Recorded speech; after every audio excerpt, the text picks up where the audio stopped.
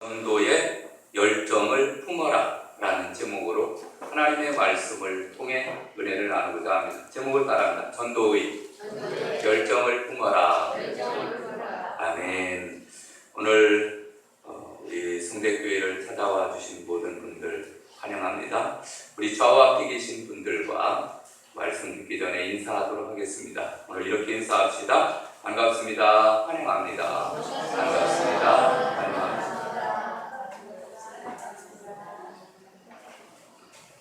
거룩한 주일날을 맞이하여 대면으로 그리고 온라인으로 예배에 참석하신 모든 분들을 환영하고 축복합니다. 예배 가운데 하나님의 음성을 들으시고 은혜의 충만, 성령 충만 받으시기를 주님의 이름으로 축원합니다. 여러분, 오늘 본문 말씀은 사도 바울이 고린도 교회에 주신 하나님의 말씀입니다.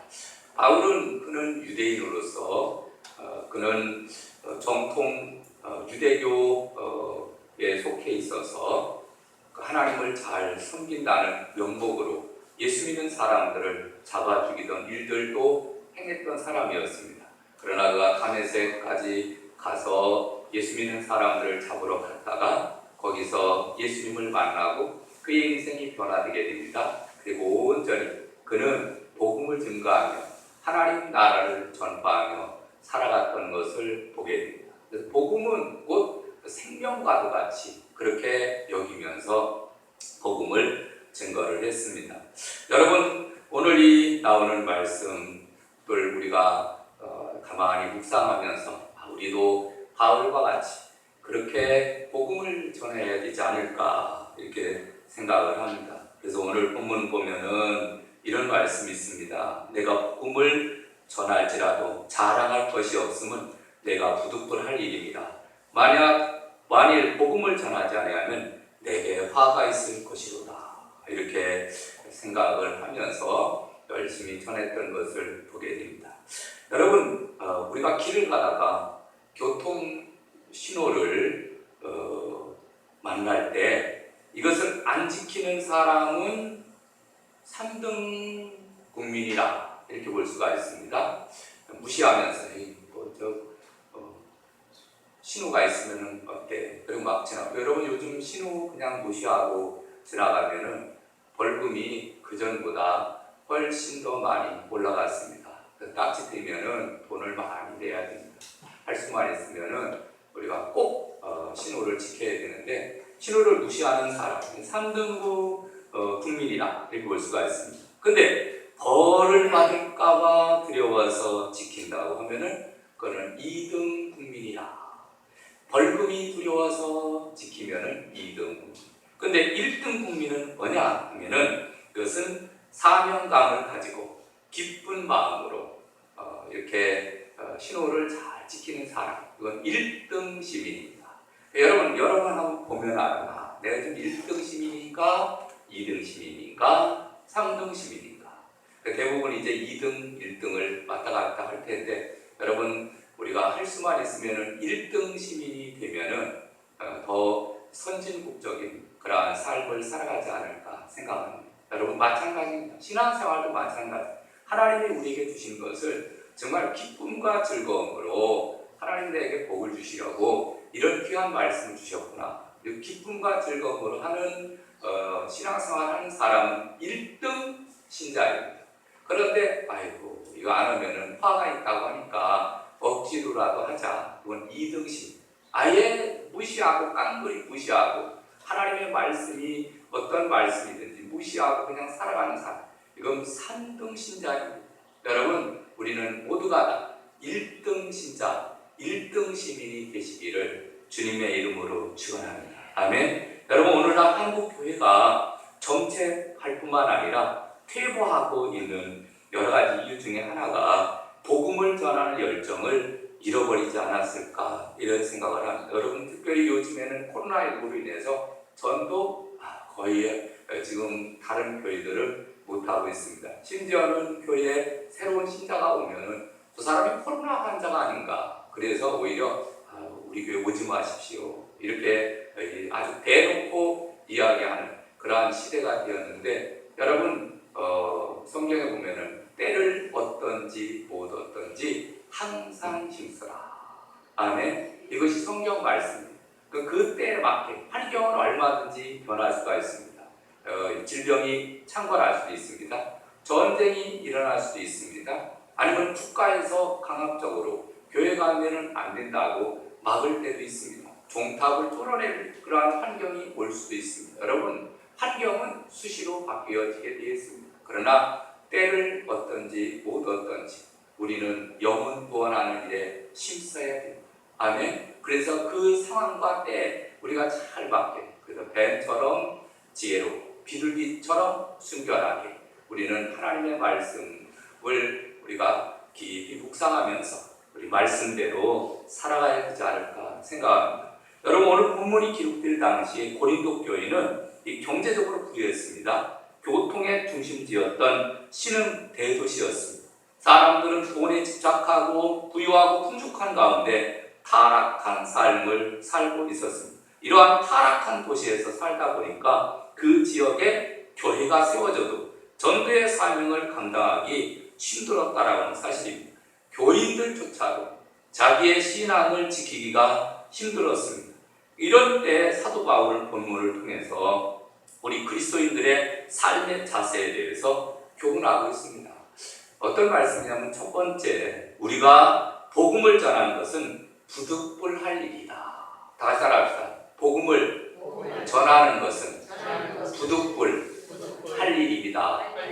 아멘. 여러분, 성경에 보면 오늘 본문이 이렇게 말합니다. 16절, 내가 복음을 전할지라도 자랑할 것이 없음은 내가 부득불할 일입니다. 부득불할 일이다라는 것은 하지 않으면 안 된다, 이런 의미를 가지고 있습니다. 그래서 부득불이라는 단어는 헬라어로 얘기하면 아나케라는 단어를 사용합니다. 이 뜻이 뭐냐 하면은 강제, 강요, 압박이라는 뜻입니다. 그래서 내가 복음을 전할지라도 그 자랑할 것이 자랑거리가 아니다. 그것은 내가 당연히 해야 될 일이고, 만약에 하지 않으면은 그것은 내가 화를 당하는 일이기 때문에 이것은 예수 믿는 사람이라면 당연히 해야 될 일이다, 이런 의미를 가지고 있습니다. 여러분, 복음 전파는 자원해야 되지만은 당연히 할 일이다 라는 것을 보면 이건 거룩한 부담감을 가지게 만드는 말씀이기도 합니다. 구원받은 성도들은 주님의 복음을 전파하는 일은 해도 되고 안 해도 되는 것이 아니라 반드시 해야 되는 의무이고 특권이고 사명이라는 얘기입니다. 사도 바울이 이렇게까지 변화된 것은 그는 다메섹 구상에서 예수님의 포로가 된 이후부터 이런 삶을 살게 되었습니다. 이전에는 예수 믿는 사람을 잡아 가두고 죽이고 핍박하는 그런 사람이었습니다. 왜? 유대교 입장에서 보면은 새로운 종교, 예수를 그리스도라고 메시아라고 믿는 종교를 보니까 저건 틀림없이 이단이다. 왜 이단이니까 이단 놈들을 잡아 죽여야 된다. 이런 생각들을 가지고 예수 믿는 사람들을 잡아 죽이는 일에, 그래서 잡아서 돌을 던져서 죽이는 일에, 스데반 집사 잡아놓고, 그리고 스데반 집사 얼마나 여러분 사도행전에 보면은 말씀 기가 막히잖아요. 성경 구약에서 신약까지 완전히 끼어서 예수님에 대해서 전하고 있잖아요. 그러나 그들은 아주 귀를 막으면서 오히려 돌을 던져서 스데반 집사를 죽이는 그러한 모습을 보는데, 그들은 그게 사명으로 알았습니다. 마찬가지로 바울이라는 사람도 그는 사명감을 가지고 예수 믿는 사람들을 잡아 죽이고 하던 일에 동참하던 사람이었습니다. 그러나 그가 예수 만나고 난 이후에 그는 예수님 증거하는 자로서 그는 일생을 바치게 되는 것을 보게 됩니다. 그래서 전도하는 삶을 사는데, 여러분, 전도하는 사람에게는 우리 주님께서 어둠의 권세를 물리치시는 능력을 주시고, 전도하는 자에게는 건강도 주시고, 전도하는 자에게는 풍성한 복을 주시고, 전도하는 자에게는 하나님이 크게 기뻐하시고 은혜를 베풀어 주시는 줄로 믿습니다. 특별히 여러분, 하나님을 기쁘시게 하는 삶을 사는 것이 바로 이 복음 전도입니다. 여러분, 우리는 복음을 전하는 일에 있어서 힘써야 되는데, 우리가 만나는 사람들에게 당신 예수를 믿느냐 안 믿느냐 자꾸 이렇게 물어봐야 됩니다. 이야기를 해야 됩니다. 엘리베이터를 탈 때에도 사람이 오기를 기다려서 대화를 유도하고, 걸어가면서도 대화를 하고 시장에서도 또 인사하고 봉사하고 헌금을 많이 드리고 또 헌신을 많이 한다 하더라도 전도하지 못하는 사람들이 너무 많은 것을 보게 되는데, 여러분 우리 전도해야 돼요. 전도. 여러분 지난번에 제가 그런 설교를 했죠. 우리는 예수 믿는 사람으로서 이제 교회로 오는 성도들이 있다. 예배를 드리러 오는 성도들. 그래서 에클레시아, 불러모았다는 얘기거든요. 그래서 부름받은 사람들이 모이는 공동체가 바로 교회입니다. 근데 많은 사람들이 주일날이든 어쨌든 예배를 드리러 오는 데까지는 그래도 또 열심을 내는 사람들이 많이 있습니다. 그런데 바로 예수님께서는 뭐라고 말씀하냐면, 그러므로 너희는 가서 모든 민족을 제자로 삼아 아버지와 아들과 성령의 이름으로 세례를 주고 내가 너희에게 분부한 모든 것을 가르쳐 지키게 하라. 아멘. 이게 바로 뭐예요? 제자라는 얘기. 제자는 마데테스. 여러분 제자 삼는 교회는 이것은 어떤 일이냐면은 우리가 은혜 받으러 모이고 흩어져서는 나가서 우리는 일주일 동안 살아가면서 제자 삼고 복음을 증가하고 하나님 나라를 전파하는 사명을 감당해야 될 줄로 믿습니다. 모이기는 그런 어느 정도 하는데 우리는 흩어져서 복음을 전하는 데는 거의 많은 사람들이 하지 못하고 있습니다. 물론 이제 전도대원들이 수요일날, 토요일날 이렇게 전도하기도 하지만, 그러나 여러분 그거 항상 우리가 기억을 해야 돼요. 하나님이 우리를 불러서 자녀 삼아 주셨습니다. 그리고서 우리에게 주신 사명은 복음 전파의 사명입니다. 그래서 우리는 항상 우리는 은혜도 많은 일에도 힘써야 되지만은 예수 전하는 일에 힘써야 돼요. 우리의 사명이 끝나는 날까지, 죽기까지 바로 이 귀한 사명을 감당해야 되는데, 인도의 성자라고 불리던 미국의 선교사 스탠리 존스라는 사람이 있습니다. 이 스탠리 존스라는 사람은 89세에 뇌일혈로 쓰러져서 본국으로 강제 송환되었습니다. 병원에 입원해서 치료를 받은 다음 그는 이제 퇴원을 합니다. 퇴원을 하면서 곧바로 그는 동료들에게 나 인도 가고 싶다. 나 인도 가서 마지막 이제 남은 생애를 복음을 증거하고 싶다. 그래서 그가 가서 얼마 되지 않아서 그는 인도에서 숨을 거두었다고 합니다. 90세가 넘는 나이에 그는 인도에 가서 끝까지 복음 전파의 사명을 감당했던 스탠리 존스. 여러분 또 우리나라에 보면은 우리나라에도 많은 선교사들이 들어오지 않았습니까?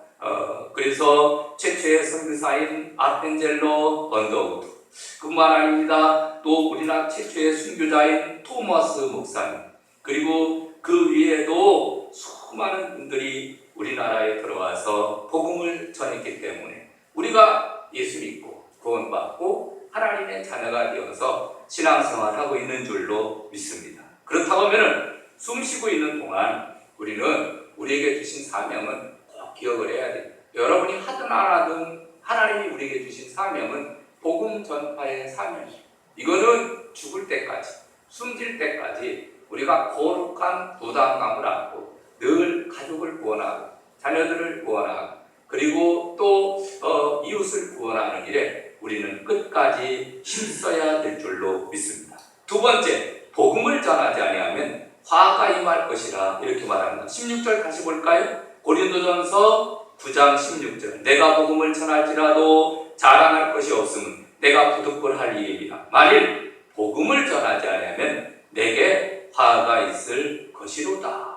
여러분 귀찮아서 하기 싫어서 쪽팔려서 아이고 교회 다니는 것만 해도 감지덕지지. 그리고서 만약에 복음을 전하지 않으면 어떻게 될까?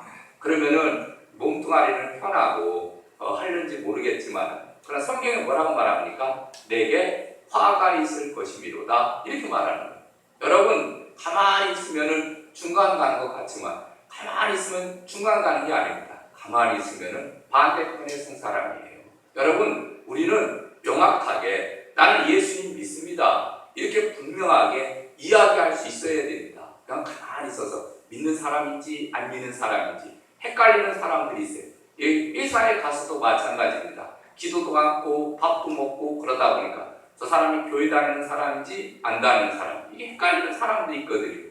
여러분 그 사람은 나름대로 야 이거 은총받지 않고 적당하게 중간을 유지하면은, 그러면은 너도 좋고 나도 좋고 매부도 좋고 뭐 누이 좋고 그 꿩도 먹고 뭐도 먹고 이렇게 하듯이 우리 여러분 그게 아니에요. 여러분 성경에 분명히 뭐라고 말씀하고 있냐면은 내게 화가 있을 것이로다 이렇게 말합니다. 여기서 화라는 것은 어떤 의미냐면은 슬픔을 겪고 고통에서 탄식할 것이라는 의미를 가지고 있습니다. 그래서 하나님의 심판으로 저주받고 재앙을 당하고 멸망당하는 것을 나타내 주거든요. 이게 엄청난 말입니다. 여러분 하나님이 주신 사명을 감당할 때 복을 받는 것이지 그냥 그 하나님이 주신 사명을 감당하지 못하면 엄청난 사건이 일어나요.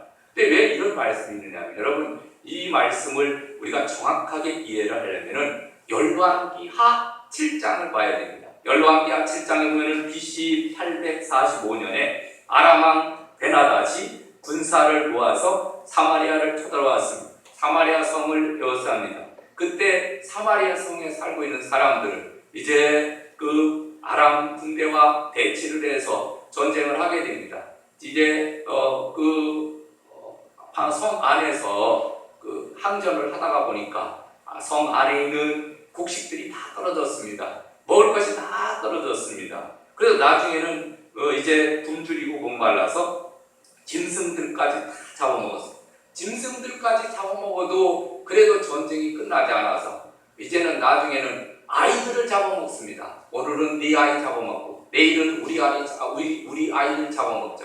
아이들까지 잡아먹는 엄청난 비참한 형편에 빠지게 되었습니다. 이때 하나님께서는 엘리사를 통해서 앞으로 이제 구원의 복음을 선포하십니다. 이때 하나님께서 어떤 사람을 사용을 하시느냐면 성문 밖에 문둥병자, 나병 환자 4사람이 있었는데 이 사람이 이제는 그 성 안에 들어가도 구걸해서 먹을 것이 없고 그러니까 어떤 생각을 하느냐면은 성 밖에 저 아람 군대에 가서 우리가 구걸을 하자.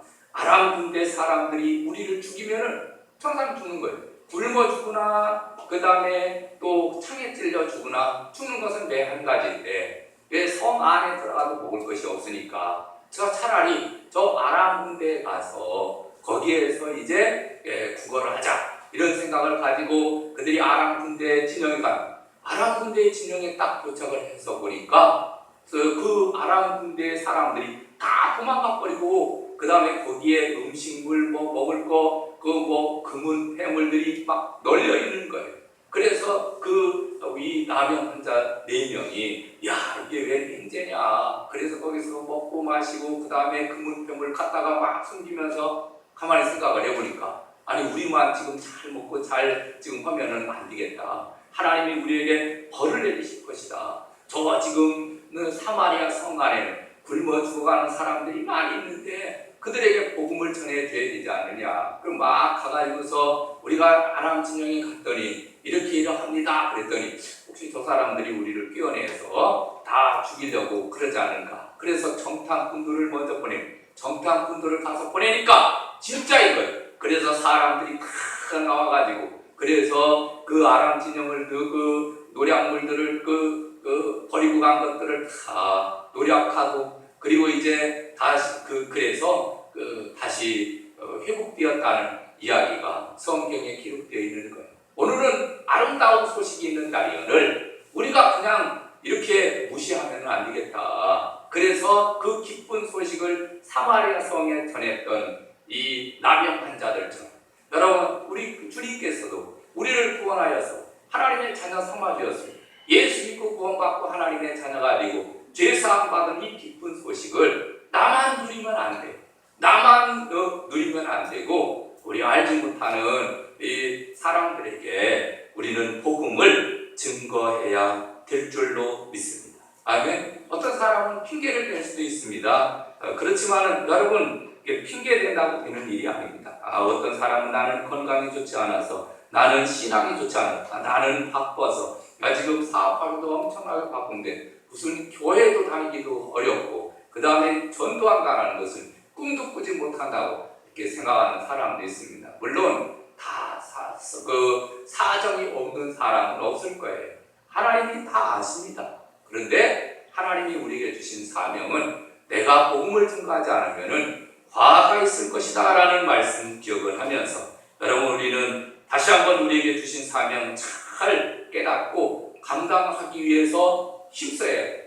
여러분, 사람은 어차피 한 3번 태어나잖아요. 첫 번째로는 어머니를 통해서 육신 태어나고, 두 번째로는 성령을 통해서 거듭나고, 세 번째로는 사명을 발견하는 것이 세 번째 태어나는 거예요. 여러분, 하나님이 내게 주신 사명을 올바로 잘 깨닫고 그 말씀대로 살아가는 것은 너무너무 중요하니. 자, 마지막 세 번째로는 전도는 값없이 전할 때 상을 받게 됩니다. 여러분, 오늘 본문 17절을 볼까요? 내가 내 자유로 이것을 행하면 상을 얻으려니와 내가 자유로 아니한다 할지라도 나는 사명을 받았노라. 이렇게 말합니다. 여러분, 사도 바울은 그는 일평생을 복음을 전해서 1차, 2차, 3차 고락과 전도 여행을 통해서 복음을 전하고, 그는 이제 그 예루살렘에 올라갔다가 붙잡혀서 가이사라에 호송되고, 가이사라에서 다시 배를 타고 하다 유라굴로 태풍을 만나고 멜리데라는 섬에 거쳤다가, 그리고 이제 다시 또 로마로 가서 거기서 2년 동안을 거하면서 마지막 네 번째 4차 전도 여행이라고 할 수 있는, 이거는 돈도 안 들고 여행비도 안 들고 그냥 공짜로, 제수의 몸이지만 공짜로 로마에 도착해서 그것도 셋집에 거하면서 아무도 제대하는 사람이 없이 거기에 오는 사람들에게 복음을 증거하고 하나님 나라를 전파하다가 그는 잠깐 풀려나다가 순교해서 그는 생을 마감하게 되는 것을 보게 됩니다. 여러분, 사도 바울의 삶은 그는 복음을 증거하는 삶이었습니다. 그런데 그가 이렇게 복음을 증거하면서도 그는 자기 자신을 절대 자랑하지 않았습니다. 그리고 기쁜 마음으로 당연히 해야 될 일이다, 그가 이렇게 말하는 것을 보게 됩니다. 그는 자기는 엄청난 큰 은혜를 받았어. 심지어는 천국을 그가 보고 와서도 절대 난 대단한 사람이야, 나 천국도 보고 내가 기도하면 병든 사람 벌떡벌떡 일어나, 나한테 와, 이런 말 한 번도 하지 않았습니다. 그는 정말 겸손하게 그는 예수 믿는 사람들을 잡아 죽이던 그 나쁜 그 사람이었음을 늘 그는 마음에 담고, 나는 하나님 앞에 죄인 중에 괴수다, 이런 생각을 가지고 일생 동안 복음을 증거하며 하나님 나라를 전파하는 삶을 살았던 것을 보게 됩니다. 그러면서 그는 복음을 증거했는데 전도에는 반드시 상급이 따른다는 거예요. 다니엘서 12장 3절에 보면은 지혜 있는 자는 궁창의 빛과 같이 빛날 것이, 많은 사람을 옳은 대로 돌아오게 한 자는 별과 같이 영원토록 빛나리라. 아멘. 고린도전서 9장 오늘 18절 볼까요? 그런즉 내 상이 무엇이냐? 내가 복음을 전할 때 값없이 전하 복음으로 말미암아 내게 있는 권리를 다 쓰지 아니하는 이것이로다. 여러분, 이 바울은 그는 자기에게 있는 권리를 다 쓰지 않았다는 것은 자기에게 있는 여러 가지 주어진 권리들을 자기 유익을 위해서 쓰지 않았다는 얘기입니다. 여러분, 이 바울은 그는 부잣집에서 태어났습니다. 길리기아 가수에서 로마의 시민권을 가지고 태어났습니다. 여러분, 로마의 시민권은 대단합니다. 노예들을 막 부리고 그 다음에 농작물들을 막 관리하면서 이렇게 살아갈 수 있는 그러한 권리가 바로 이 로마인들에게 주어져 있었거든요. 그는 감옥에 갇혀서 나중에 하나도 안 되면 나중에 내가 로마 사람이다 이렇게 해서 복음을 증거하기도 했습니다. 그러다가 그는 하나님 앞에 기도하던 중에 감동을 받고, 그는 내가 로마 사람인데 나는 가이사에게 내 재판을 좀 받았으면 좋겠다. 상소해서 그는 로마까지 가면서 많은 우여곡절 끝에 복음을 증거하고 하나님 나라를 전파하는 것을 보게 됩니다. 그래서 내 상이 무엇이냐? 내가 복음을 전할 때 값없이 전하고 복음으로 말미암아 내게 있는 권리를 다 쓰지 아니하는 것이다. 그러면서 끝까지 복음을 전했던 바울의 모습을 보게 됩니다. 여러분, 여기서 상이라는 그 단어는 헬라어로 미스도스라는 단어를 사용합니다. 이건 보상이라는 뜻입니다. 보상. 전도자의 수고에 대한 대가, 이게 보상이거든요. 여러분, 그러면 전도자에게는 하나님이 어떤 대가를 주시느냐면은 히브리서 11장 6절에 보니까 믿음이 없이는 하나님을 기쁘시게 하지 못하는 하나님께 나아가는 자는 반드시 그가 계신 것과 자기를 찾는 자들에게 상 주시는 이심을 믿어야 할지니라. 아멘. 여러분, 상을 주신다는 거예요. 하나님이 이렇게 믿음으로 복음을 증거하고 하나님 나라를 전파하는 자에게 상을 주시는데, 상하면 금상, 은상, 동상, 장려상, 아차상, 상 종류도 많지만 하나님이 주시는 상도 이루어야 할 수 없습니다. 그래서 생명의 면류관도 주시고 썩지 않은 면류관도 주시고